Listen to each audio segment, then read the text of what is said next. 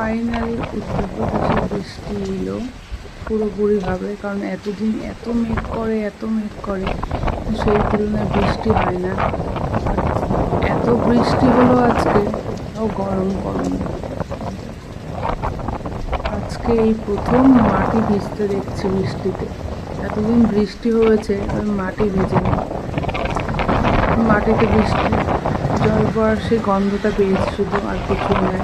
তবে আজকে বৃষ্টি থেকে মাটি ভিজেছে সেটা বোঝা যাচ্ছে, তবুও গরম কমেনি।